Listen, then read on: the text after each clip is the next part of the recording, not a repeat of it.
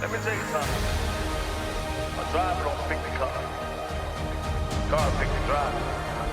It's a mystical bond between man and machine. It's a mystical bond between man. What's up, you beautiful collectors and Transformer fans? Once again, it's the one and only Optibotimus coming to you with another video review. And on today's episode, thanks to all of the absolutely incredible contributions from my Optibotimus Plush channel members, we're going to be taking a look at the new Transformers Studio Series Deluxe Class Ironhide, as he appeared in the Transformers Bumblebee film. Now, first off, I want to give a shout out to all of you who have been very patient lately with reviews of things that were not Transformers related. Unlike people like Prime vs. Prime, I do not have a reliable source of figures from overseas. And no, that's no shade towards him. I've been doing early release reviews ever since 2009, so way before him. My only issue with him is the fact that he reveals things before Hasbro has a chance to. That I'm not a very big fan of. But there haven't been a lot of releases for figures in my area, so I've had to kind of fill the time with some other reviews. Hopefully the people that enjoy them do. But I have a lot of really cool Transformer reviews coming up, so please stay tuned. And if you're not subscribed, make sure you hit that subscribe button, as well as that bell notification, so that you're instantly notified when I upload a new review. For Ironhide here, this is one I was really looking forward to. I really like the mold form, and we already took a look at it with the Ratchet figure from the Transformers Bumblebee film. Naturally, we knew that we were going to get an Ironhide, which is just a repaint for the most part, but I really love what they did here. Now, for the packaging, obviously, you'd have the Transformers text, the Generation logo. Of course, you got that opening there, which you all know that I do not like. You got an up-close image of Ironhide head right here, which does denote the primary mold change between him and Ratchet. The other side here, he has a more pulled-back image of what we got like right there. Come around to the back of the package, because this is a Studio Series figure. He does come with the backdrop, which I've never used in any of my displays, but whatever. And then, of course, you got images of him in his robot as well as his vehicle mode. But for the packaging on this guy, that's about it. So without further ado, let's get him out here and see how cool he actually is. Alright guys, so here we have Ironhide opened up and out of its packaging, and obviously, as you can see, he's in his Cybertronian truck mode or something. Again, in the Bumblebee movie, we never saw any of the actual alt modes for these. So the folks over at Hasbro had to kind of take that CGI image of the robot mode and kind of sort of make a vehicle mode that makes sense. And so far, of all these Studio Series Bumblebee figures, I think that they've done an amazing job with it. Now, Ironhide here, like I said, is a repaint and a slight retool of Ratchet, bringing him in. Now, first off, you can see the guns are exactly the same, whereas Ratchet's is a little bit more gray, Ironhide's is a little bit more black. One thing that I will say, though, is that I do think that the coloring for Ratchet is a little bit better. Mostly because when you look at the back section right here, this is painted this nice white color, whereas this is just done in this kind of gray plastic. Same thing with the rims around the front part of the tires. You can see that has a nice white paint to it, whereas that's just that gray. So it does kind of stick out, and then you can even see that extra gray bit coming down here as part of the thigh section. That's covered very nicely by the white of the white that they use for Ratchet. So, I mean, even when you look at the back here, I think that just the overall paint applications are a little bit better on them, mostly because it's a little bit more uniform. Whereas this gray just kind of sticks out. I don't really like how that kind of looks on here. Maybe if it was a darker gray, kind of like with what they did here, that's a little bit better of a gray color than that. But I definitely think that the coloring for Ratchet works a little bit better. Rest of them is exactly the same. You can see you do have the different stripes. That's a little bit more classic with that orangish yellow. Obviously, he's got the red because he's meant to be like an ambulance. Come around to the front section here. You got a lighter blue for the front cockpit area. You got some nice red down here. You got some silver. In general, I still like it. But I do think that the paint applications are done a little bit better on Ratchet's figure. It's not a bad thing or anything of that nature. It's just could have been done a little bit better, I believe. Now, transformation is exactly the same. I'm not going to go through it. This is actually going to be a fairly quick review, as we have already kind of looked at this figure.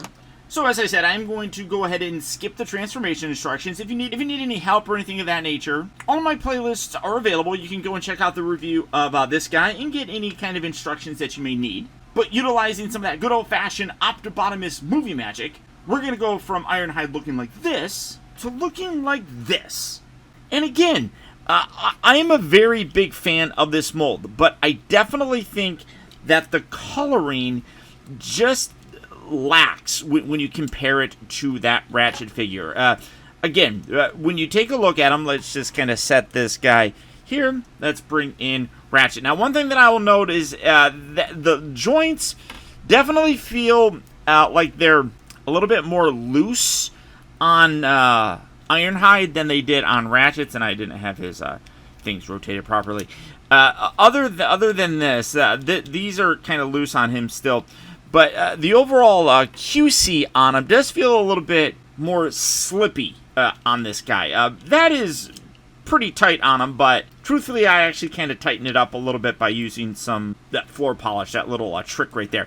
But you can see that color-wise, again, I just think that Ratchet's just looks better. There's more of a uniform look to it. When you look at the white with the red here for his shoulders as opposed to just the solid gray right there, that looks much better. Again, maybe if that was a darker color, that would look a little bit better. But as it is, it just looks off. And then when you look at the thighs here, I mean, you got that gray coloring as well.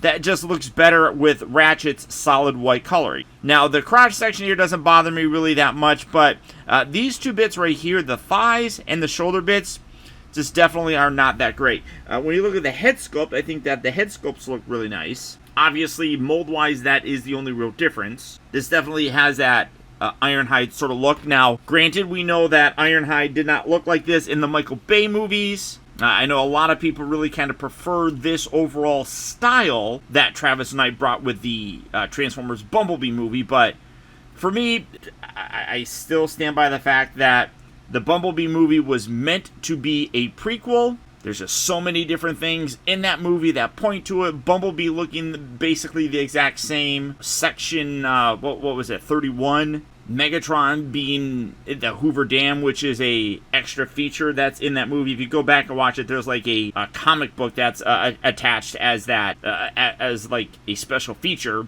And Megatron is in the Hoover Dam. I mean, it just, I don't know. Like I said, I feel like they said that it could be a reboot or a prequel, depending on how successful the movie was. Personally, I'm sticking with the whole idea that it was a prequel. And that these are how these characters looked before they came to Earth eventually. And I think it's cool. I'm okay with it. If you don't agree with me, that's perfectly fine. It's my opinion, and I'm sticking to it. Now, in terms of the rest of his articulation, it is identical to Ratchet's. You do have a ball joint here for the head. You have a swivel and hinge section here for the shoulders. Hinge here at the elbow, as well as a swivel. The wrists move in and out as kind of part of the transformation.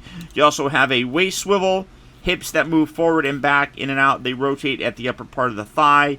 Bend here at the knee. The ankles do have some tilt, not a lot, but you can see there's a little bit, and then forward and back. I really like the coloring on here. Like, if they used a lot of that like dark gunmetal gray for here, I think that would make it so much better looking. But as it is, he's still a really cool looking figure. You can also, obviously, this is the exact same, so you can take this and you can put that there.